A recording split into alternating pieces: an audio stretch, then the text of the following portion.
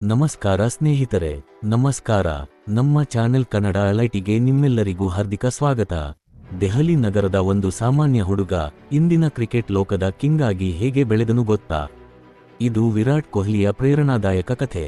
Virat Kohli 1988ರ November 5ರಂದು ದೆಹಲಿಯಲ್ಲಿ ಜನಿಸಿದರು.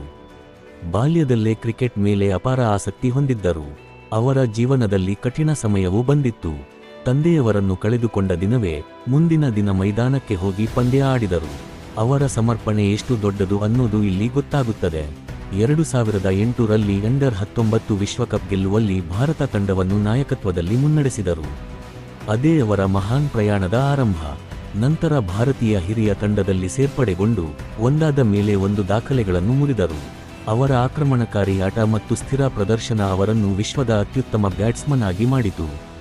ಬೃಹತ್ ಟಾರ್ಗೆಟ್ ಚೇಸ್ ಮಾಡೋದಲ್ಲಿಯೂ ಒತ್ತಡದ ಪರಿಸ್ಥಿತಿಗಳಲ್ಲಿಯೂ ಕೊಹ್ಲಿ ಅದ್ಭುತ ಪ್ರದರ್ಶನ ನೀಡಿದ್ದಾರೆ. ಅದರ ಕಾರಣಕ್ಕೆ ಅಭಿಮಾನಿಗಳು ಅವರನ್ನು ಕಿಂಗ್ ಕೊಹ್ಲಿ ಎಂದು ಕರೆಯುತ್ತಾರೆ.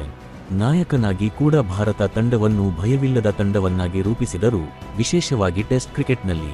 ಮೈದಾನದ ಹೊರಗಡೆಯಲ್ಲೂ ಅವರ ಫಿಟ್ನೆಸ್ ಮತ್ತು ಶಿಸ್ತಿನ ಜೀವನ ಶೈಲಿ ಲಕ್ಷಾಂತರ ಯುವಕರಿಗೆ ಪ್ರೇರಣೆ. ವಿರಾಟ್ ಕೊಹ್ಲಿ ಕೇವಲ ಕ್ರಿಕೆಟಿಗನಲ್ಲ, ಲಕ್ಷಾಂತರ ಜನರ ಭಾವನೆ.